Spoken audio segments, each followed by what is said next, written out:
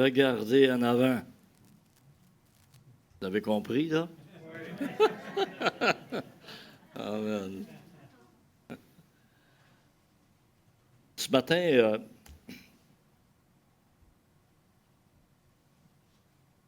un message en 3 points. Je me rappelle quand j'étais plus jeune, là, c'était la tradition, ça. Des prédications, c'était en 3 points. Moi, j'ai abandonné ça, ça fait longtemps. Mais j'en ai mis 3 ce matin, mais je suis sûr qu'il va en avoir plus que ça. Alléluia. Un appel, une vocation, hein, un but, puis un prix. Alléluia. Dans Philippiens, on va lire dans Philippiens, chapitre 3. Vous avez le texte en avant, sur le tableau. Frères, sœurs aussi. Pour moi-même, je n'estime pas encore avoir saisi le prix, mais je fais une chose. Je fais une chose. Oubliant ce qui est en arrière et tendant vers ce qui est en avant, je cours vers le but pour obtenir le prix de la vocation céleste de Dieu en Christ Jésus. La vocation. Quand on parle de vocation dans notre contexte de la parole, évidemment, ça fait appel à l'appel de Dieu pour nous. Hein? L'appel qu'il nous a adressé, c'est une vocation. Autrefois, on parlait de ça, par exemple, les religieux, religieuses, c'est une vocation. On parlait, par exemple, des médecins. On disait, un médecin, c'est une vocation. C'est pas juste un métier, c'est une vocation. On a perdu un petit peu, je pense, la pensée de ça aujourd'hui. C'est un job comme un autre pour faire de l'argent. Mais pour nous, Dieu nous a adressé un appel. C'est une vocation pour nous. C'est-à-dire, tout notre cœur est là-dedans. Tous nos intérêts sont dans ça. Toute notre vie est dans ça. Et alors, on retrouve dans ces 2 versets-là les 3 points que j'ai mis. Ça, c'est pas moi, ça. J'ai rien qui sonne. Non, c'est pas. Non, hein? Alors, on a la vocation, on a l'appel, on a le but, puis on a le prix à la fin. Hein? J'ai un but, j'ai une vocation, j'ai un but. Mon but, c'est de satisfaire l'appel de Dieu pour moi. Puis le prix de la vocation, hein, ça fait bien sûr référence à une récompense. La parole de Dieu mentionne à différents endroits hein, qu'il y a une récompense, finalement.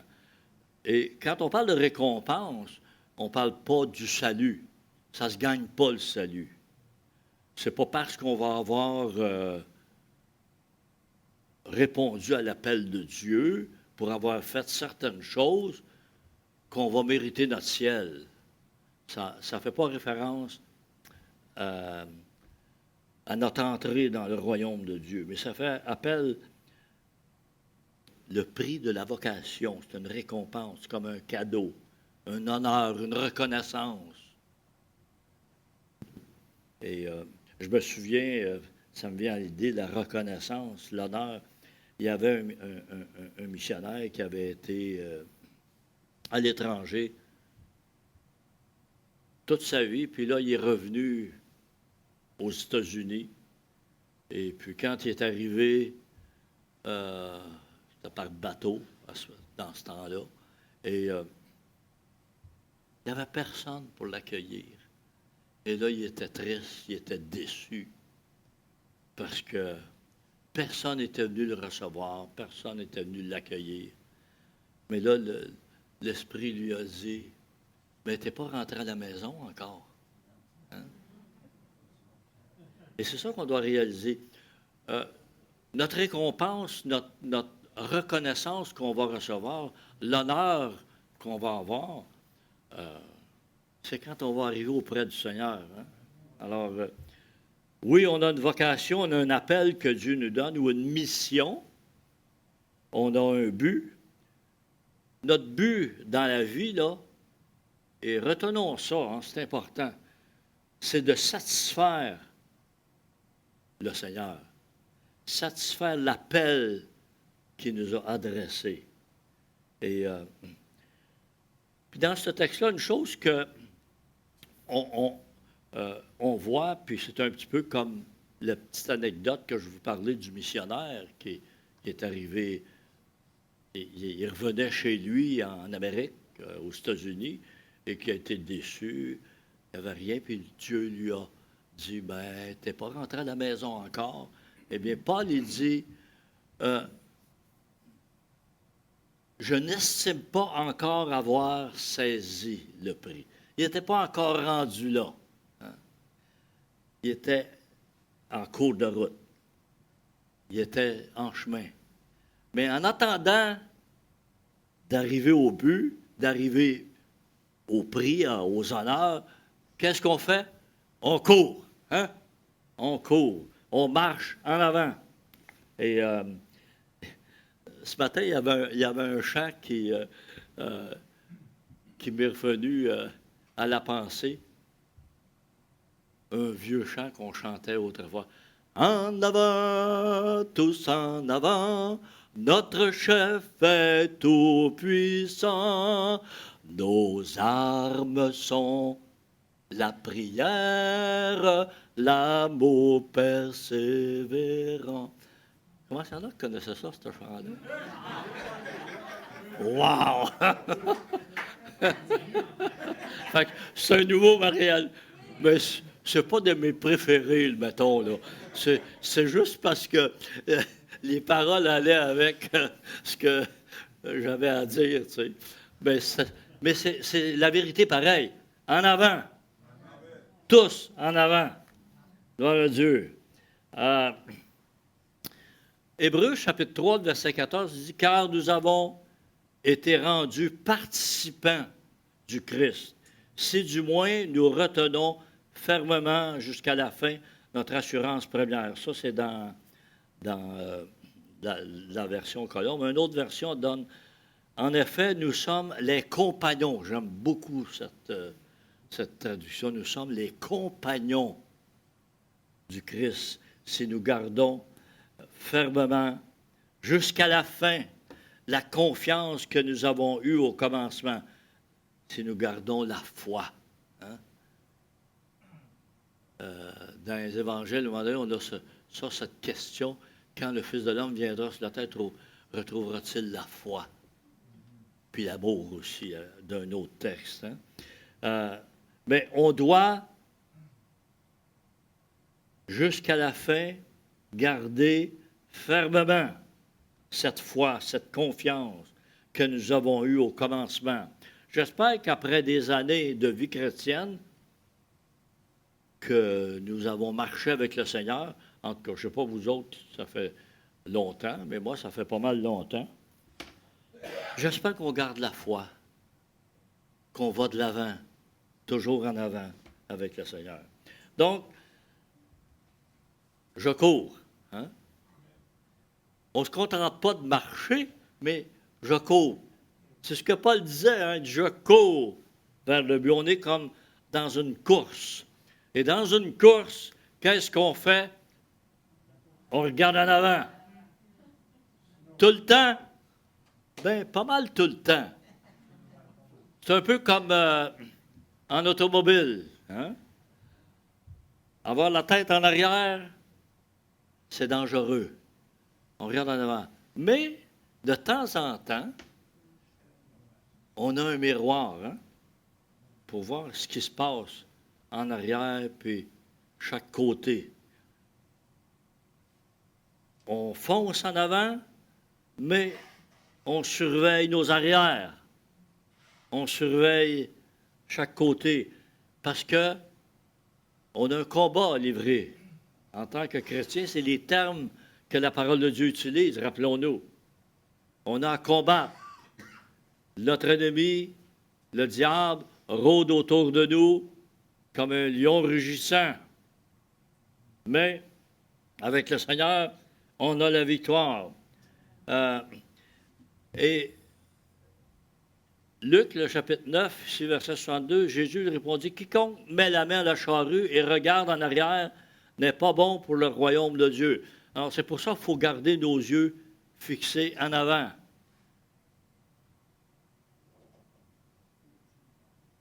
On ne se laisse pas trop distraire. Ça ne veut pas dire qu'on n'a jamais des distractions dans notre vie, qu'on n'a jamais de tentation dans notre vie, qu'on n'a jamais de dérangement. Il y en a, mais il faut regarder surtout en avant avec le Seigneur. On regarde en avant quelqu'un qui il utilise le terme la charrue. Faut regarder en avant. Moi, je me souviens, j'ai été pas mal amateur de jardinage longtemps, pas depuis les dernières années, là, mais j'ai appris que pour faire un sillon droit, là, j'avais ce qu'on appelle un rotoculteur, là, pour s'en aller droit, il ne fallait pas regarder comme ça. Il ne faut pas se regarder les pieds. Il faut se fixer un objectif en avant, là, puis on s'enligne avec ça.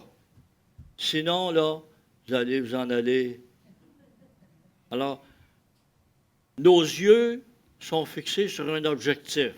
C'est qui notre objectif? Hein?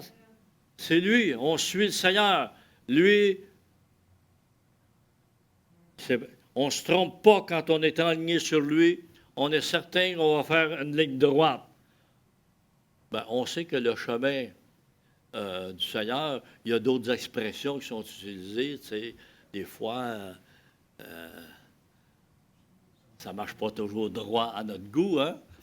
Des fois, il y a des côtes, puis il y a des vallées. Puis, mais dans le sens de l'exemple que la parole de Dieu nous donne, on s'en va enligné sur le Seigneur et c'est certain que ça va être droit avec lui. Un autre exemple qu'on a dans la parole de Dieu, le danger de regarder en arrière, la femme de Lot. Hein? On se rappelle de cet exemple-là d'Écriture, quand le jugement de Dieu est tombé sur Sodome et Gomorrhe et que l'ange est venu les sortir de force. Hein? Et il dit, allez-vous-en droit, là, puis regardez pas en arrière. Il y a des principes de la parole de Dieu qu'on doit regarder en avant. Pas regarder en arrière, mais on marche en avant, puis on regarde en avant. Et la femme de Lot, son cœur était en arrière. Hein? Et elle voulait retourner dans son cœur. Pouf, elle est morte. Hein? La parole de Dieu dit qu'elle est devenue une statue de sel. Je ne connais pas le processus qui fait qu'elle a tourné en statue de sel, comme la parole de Dieu dit, mais elle est morte. Hein? Sa vie était finie. Pourquoi? Parce que quand Dieu nous donne un ordre, marche en avant, c'est là qu'il faut aller. Rappelons-nous du peuple d'Israël, hein, quand ils sont sortis d'Égypte. Nombre, le chapitre 11, le verset 5, les complaintes, les plaintes, les murmures contre Moïse et contre Dieu. Nous nous souvenons des poissons que nous mangions gratuitement en Égypte. Des concombres, des melons, des poireaux, des oignons et de l'ail. Moi ce texte-là, là, depuis que je suis jeune, ça fait longtemps que je lis la Bible. Même jeune, moi, je n'ai jamais compris ça, ce verset-là. Moi. Je ne sais pas vous autres, là. comment on peut, je ne sais pas comment on peut être dans le néant, dans le déni, pour dire des choses de même. Il avait été 400 ans en Égypte.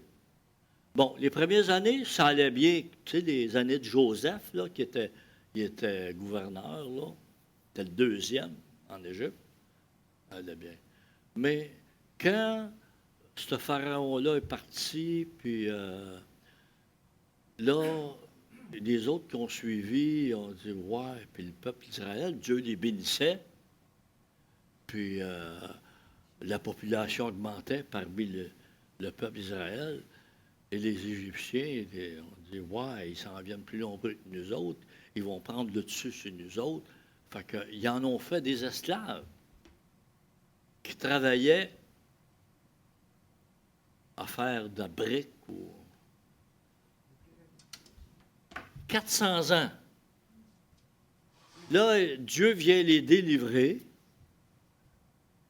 puis dit, hey, on était bien en Égypte. On mangeait des poissons, puis gratuitement. Bien voyons, gratuitement. Vous travaillez des esclaves. Vous aviez la vie dure. Les Égyptiens vous faisaient mourir à travailler. C'était pas gratis. Mais pour eux autres, c'est ça. Ils voulaient retourner en Égypte. Dieu les faisait sortir pour s'en aller vers un pays où coule le lait et le miel. Ça, c'était le terme utilisé. Mais on voulait retourner en Égypte. Là, on mangeait des concombres, puis de l'ail, puis des oignons, puis des poireaux, puis gratuitement. Bien, voyons donc. C'est pas vrai pantoute, le déni qu'on peut avoir dans l'être humain.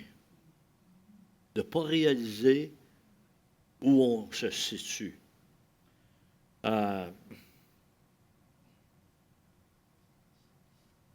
Malgré tout ça, là, Dieu les a sauvés, malgré eux. Vous savez, comme l'autre exemple qu'on donnait de Lot, sa femme, puis ses filles, l'ange les a sortis de force. Il les a comme poussés dans le dos. Hein? Et Lot, la femme de Lot voulait retourner. Bien, le peuple d'Israël, c'était ça. Hein? C'était ça. Ils voulaient retourner. Quand ils sont sortis d'Égypte, ils sont arrivés sur le bord de la mer Rouge, là. Là, ils étaient mal pris, là. Dieu, c'était volontairement qu'il permettait ces choses-là. Ils sont arrivés sur le bord, là, puis les Égyptiens, bon, évidemment, ils les avaient chassés parce qu'il y avait toutes les plaies, mais encore une fois, le Pharaon avait changé d'idée, puis il est parti à leur poursuite, puis il dit, hey, on vient de perdre notre main-d'œuvre gratis, tu sais. Ils ont décidé ils changeaient d'idée puis d'aller les récupérer. Fait que le peuple d'Israël était là, puis l'armée s'en vient avec les chars, tous les armements, puis tout. Il n'y avait rien qu'ils pouvaient faire, là. Puis là, ils ont commencé à se plaindre. Hein? Et Dieu, tu nous as fait sortir d'Égypte pour nous faire mourir ici. Mais là, heureusement, Dieu, il les a éprouvés de cette façon-là. Mais Moïse, par la parole de Dieu, les a encouragés. Et c'est ça la raison, par exemple, une des raisons qu'on vient ensemble, c'est de pouvoir chercher de l'encouragement. Vous savez, la prédication de la parole, c'est la base de notre foi. C'est là qu'on va puiser l'encouragement puis la source de notre foi. Hein? La foi vient de ce qu'on entend et ce qu'on entend de la parole de Dieu. Alors, Moïse, il y avait un message qui venait de Dieu, puis il dit, prenez courage, ces Égyptiens que vous voyez aujourd'hui, vous ne les verrez plus. Et on sait ce qui est arrivé. Ils sont entrés dans la mer pour suivre le peuple d'Israël. Les eaux se sont refermées. Et il n'y en avait plus d'Égyptiens. Ils sont morts. Dieu est là pour prendre notre défense. Peu importe ce qui arrive, Dieu est là pour prendre notre défense. On a eu un bon témoignage ce matin. Hein? Tu sais, là, il était rendu au bout, là. Ah, qu'est-ce que je vais faire? Ça va jusqu'où, ça? C'est un petit peu comme le peuple d'Israël sur le bord de la mer. Mais qu'est-ce que Dieu a fait? Dieu il a soulagé son problème. Hein? Dieu l'a délivré. Alors, Dieu est toujours là pour venir à notre secours. Alors, mais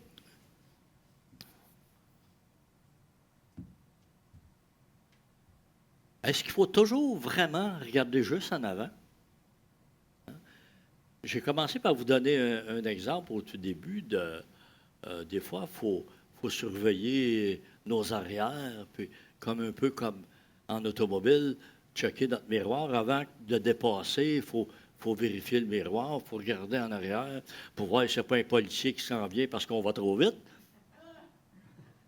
Non. Ça c'est pas pour ça le miroir, hein? Mais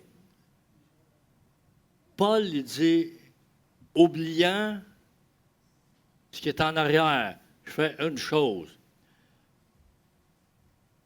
C'est sûr que Paul, quand il fait allusion à ça, quand il prononce ces paroles-là, pour lui, c'est que sa vie, elle est concentrée à suivre le Seigneur, à faire selon l'appel que Dieu lui a donné. Et c'est pour ça qu'il parle, oubliant ce qui est en arrière, je fais une chose. Mais Paul a fait beaucoup de choses dans sa vie quand même. Il n'a pas juste prêché la parole. Il a écrit des lettres. Il a travaillé. Il a été fabriqueur de tentes. Alors, il faut comprendre, quand il dit « je fais une chose », c'est que sa chose de base, la chose importante, c'était de prêcher la parole, le témoignage, d'annoncer la bonne nouvelle pour que des âmes soient sauvées. Rappelons-nous que Dieu pourvoyait aux besoins du peuple d'Israël en tout temps, lors de leur marche dans le désert. Il était satisfait pendant un bout de temps, puis après ça, là, c'était le découragement, puis c'était les murmures, puis il fallait que Dieu les relève dans son amour, dans sa miséricorde, puis dans son pardon. C'est important parfois de regarder en arrière. Par exemple, regardez dans Luc 24, 32, ça c'est quand, vous savez, les disciples sur le chemin d'Emmaüs, là, avec Jésus, puis là, ils étaient tous tristes, puis Jésus a commencé à leur raconter la parole.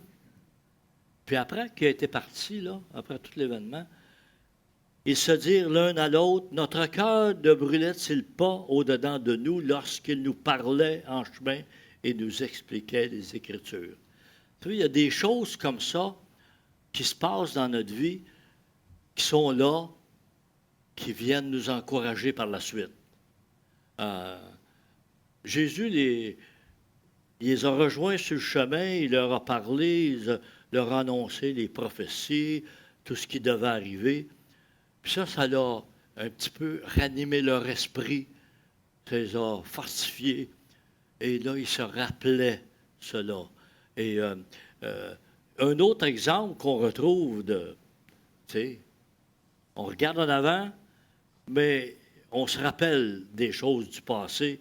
On regarde un petit peu en arrière. Qu'est-ce qu'on a vécu? Qu'est-ce qu'on a expérimenté? Qu'est-ce que le Seigneur a fait pour nous? Luc, le chapitre 2, hein, il dit, Marie conservait toutes ces choses et les repassait dans son cœur.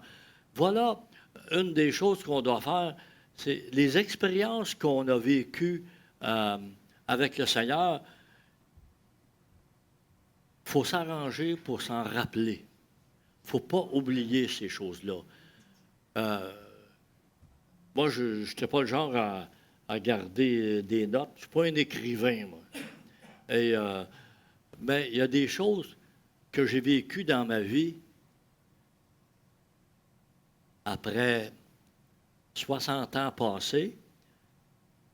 Je ne les ai pas oubliées parce que je les repasse dans ma tête régulièrement, des expériences que j'ai vécues avec le Seigneur, le baptême du Saint-Esprit que j'ai reçu quand j'étais jeune, le parler en langue que j'ai reçu, des expériences que j'ai vécues avec ça, d'autres expériences que j'ai eues de guérison dans ma vie. Moi, je n'ai jamais été bien malade, là, des petites choses, mais j'en ai vécu, puis le Seigneur m'a délivré, le Seigneur m'a guéri, le Seigneur m'a aidé, même dans la vie courante, pour mon travail. Je me souviens, moi j'ai travaillé en informatique et à un moment donné, je travaillais pour une compagnie d'assurance, puis il y a un poste qui s'est ouvert en informatique. Je connaissais zéro là-dedans, là. Bon, je vais appliquer là-dessus, puis je vais voir. Fait que passer les tests, puis on était 27. Puis j'ai eu un job. Mais j'ai dit au Seigneur, Seigneur, ça m'intéresse, ça. J'aimerais ça l'avoir, ce poste-là. Puis le Seigneur me l'a donné. Je crois vraiment, parce que j'avais aucune formation dans ce domaine-là, là. Aucune formation. Mais avec le Seigneur, il faut croire que le Seigneur m'a donné certaines aptitudes de base pour passer le test. Mais surtout, la prière donne des résultats dans la vie.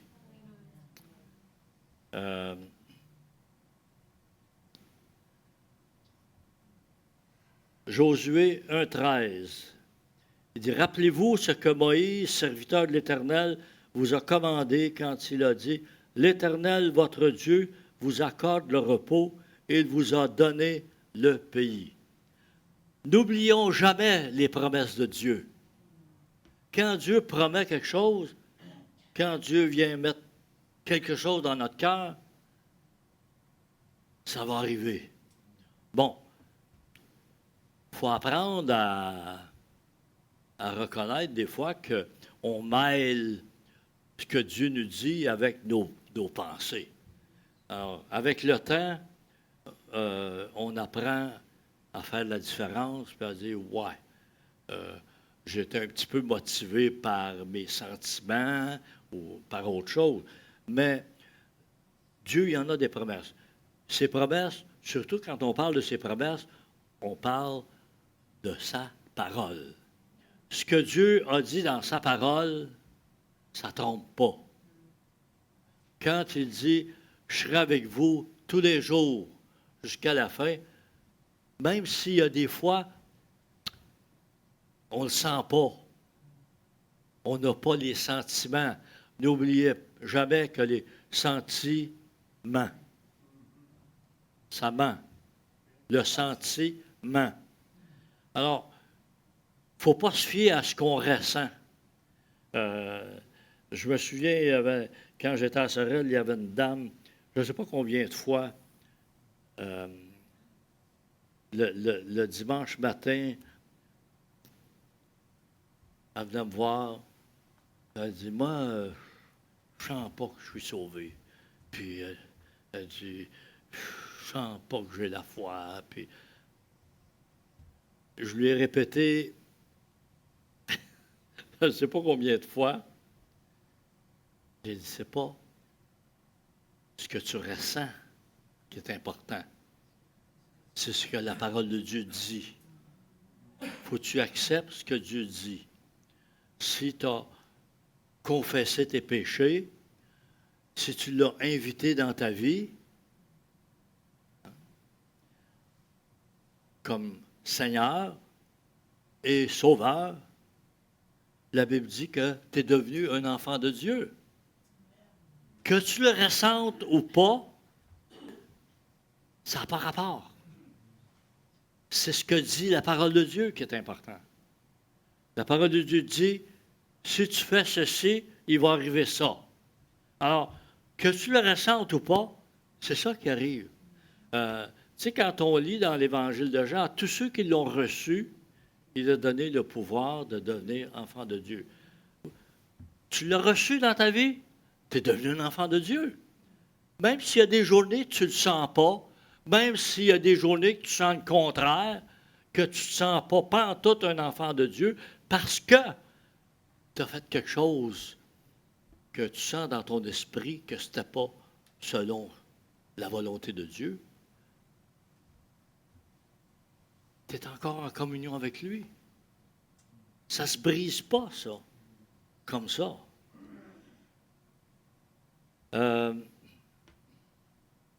Bon, ça, on l'a lu tout à l'heure, ça aussi. Il y a plein de souvenirs témoins de la grâce, de la puissance de Dieu. Les patriarches, par exemple, ils dressaient un autel avec des pierres pour se rappeler. Vous savez, Paul a dit, oubliant ce qui est en arrière, oubliant ce qui s'est passé hier, je cours en avant. Hein? Mais il faut réaliser qu'il y a des choses qu'on veut garder à la mémoire, que Dieu nous dit de garder en mémoire, de se rappeler, et même de les fêter. Le peuple d'Israël, quand ils passaient à un endroit, quand ils ont passé le Jourdain, puis à différents endroits, ils dressaient un autel avec des pierres. 12 pierres qui représentaient les 12 tribus d'Israël. Quand il y a eu des événements, par exemple, quand ils sont sortis d'Égypte, c'était la Pâque, là. En fait, en anglais, c'est Passover, passer par-dessus. Hein, le sang qu'on mettait sur les poteaux, sur le linteau de la porte. Et ça, c'était une date mémorable, c'est une date à se rappeler. Et des choses comme ça, on ne veut pas les oublier. Vous savez, on a, nous, dans l'Église, des chrétiens, on a différentes fêtes durant l'année, comme Noël, hein, Pâques. Mettons juste ces deux-là, si vous voulez. Bon, on sait que ce n'est pas le 25 décembre, puis, mais la date, ce n'est pas important. C'est de se rappeler que Jésus est venu parmi nous pour nous sauver, que Jésus est né comme un simple homme, qu'il est mort sur la croix. C'est pour ça qu'il est venu sur la terre, qu'il est né, mettons, le 25 décembre ou une autre date. On ne veut pas l'oublier, ça. C'est un des événements les plus importants pour notre vie. Évidemment, Pâques, il y avait aussi ce qu'on appelle le Vendredi Saint, la crucifixion de Jésus. Ce sont des événements qu'on ne veut pas oublier. Parce que ça représente des événements extrêmement importants pour notre vie éternelle, pour notre salut, notre relation avec Dieu. Le peuple d'Israël, même, Dieu a demandé, à travers Moïse, d'enseigner le peuple pour que les pères racontent aux enfants les événements comme ça, l'histoire.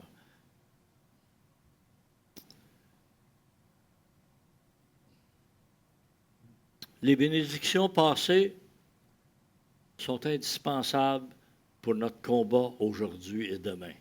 Hein? Ça devient des piliers, ça devient une base.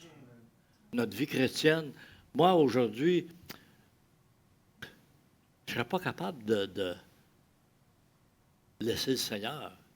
Je peux faire bien des erreurs dans ma vie, je peux commettre des péchés, mais je ne peux pas abandonner le Seigneur parce que j'ai trop de vécu avec lui.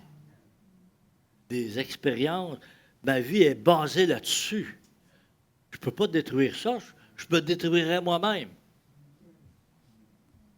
Jésus-Christ est le même hier, aujourd'hui et pour l'éternité. C'est ça que la parole de Dieu nous dit. Alors, oubliant ce qui est passé, ouais, il y a des choses qu'on veut oublier. Hein? Il y a des choses définitivement qu'on veut oublier. Nos erreurs, hein? Des choses qu'on a dit puis qu'on n'aurait pas dû dire, on veut les oublier. C'est bizarre que ces affaires-là, ça nous revient. Hein? C'est comique que la mémoire est tellement bonne pour ces affaires-là. Hein? Mais il faut s'efforcer pour laisser ça en arrière, oubliant ce qui est là. Et c'est à ça que Paul faisait allusion en particulier.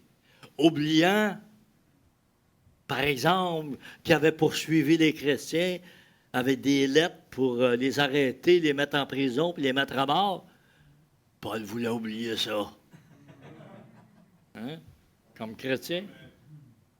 On ne peut pas le blâmer de ça. On ne peut pas blâmer Paul de vouloir oublier ses mauvaises actions. Hein? Mais se rappeler son chemin de Damas, même ça, si c'était du passé, je suis certain que Paul ne voulait pas l'oublier parce que ça représentait la première journée d'une vie nouvelle.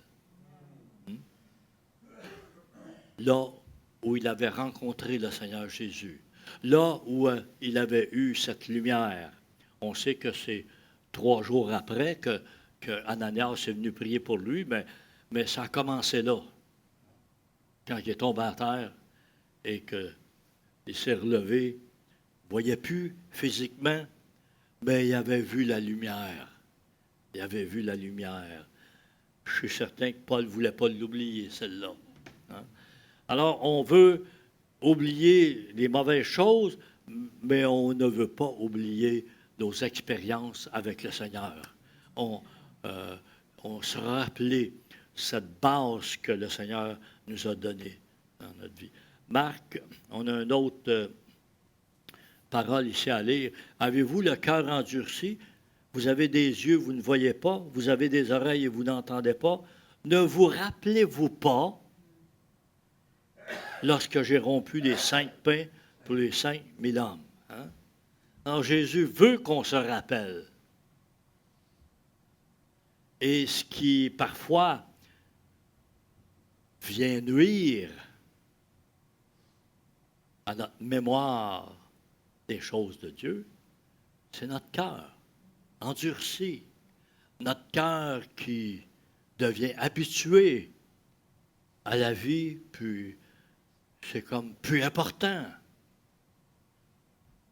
Mais on veut ne pas endurcir notre cœur. On va avoir des yeux pour voir.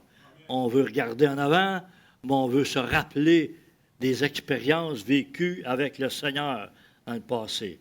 Hébreux, au chapitre 3, dit « N'endurcissez pas vos cœurs. Hein? Au verset 13, il dit afin qu'aucun de vous ne s'endurcisse par la séduction du péché. » Quand on devient habitué, comme tout ce qui se passe autour de nous aujourd'hui, le péché qui est florissant, là, on dirait que c'est juste le mal que l'être humain recherche aujourd'hui. Faire le mal. Le péché est tout autour de nous. C'est une séduction. Et ça vient endurcir nos cœurs. À force de voir le péché, afin de voir des choses, on devient habitué à ça, on devient comme endurci au mal, au péché, ce qu'on ne devrait pas.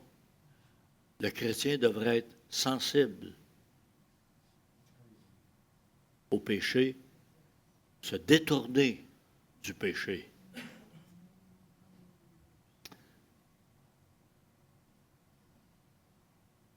Hébreux chapitre 3, il dit, « Prenez donc garde, frères, que personne parmi vous n'ait un cœur méchant et incrédule au point de se détourner du Dieu vivant. » Et à qui jura-t-il, verset 18, il dit, qu'il n'entrerait pas dans son repos, si ce n'est à ceux qui avaient désobéi.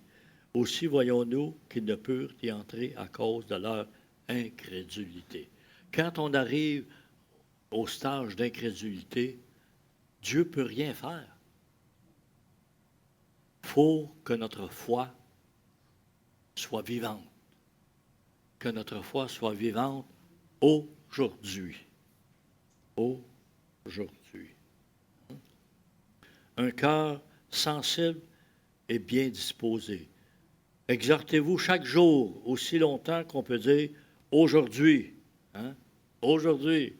Afin qu'aucun de vous ne s'endurcisse par la séduction du péché. Aujourd'hui. Hein? Et Proverbe 4, 25, il dit, « Que tes yeux regardent en face et que tes paupières se dirigent droit devant toi. » C'est surtout ça qu'on veut. Hein? Avoir les yeux en avant. Avancer par en avant. On regarde en avant. Les yeux fixés sur Jésus, hein? Qui est l'auteur de la foi et qui l'amène à la perfection. Au lieu de la joie qui lui était proposée, il a supporté la croix, méprisé la honte et s'est assis à la droite du trône de Dieu. Les yeux fixés sur Jésus. On veut aller de l'avant, marcher de l'avant. Amen. Gloire à Dieu. Seigneur, on te remercie ce matin pour ta parole et on veut que nos yeux soient fixés sur toi. On veut marcher avec toi, côte à côte avec toi. On veut, comme on a lu dans un texte ce matin, rester compagnons avec toi. Oui, Seigneur. C'est là que nous sommes dans la victoire. C'est là que nous progressons dans notre vie. C'est là que nous accomplirons des choses pour toi.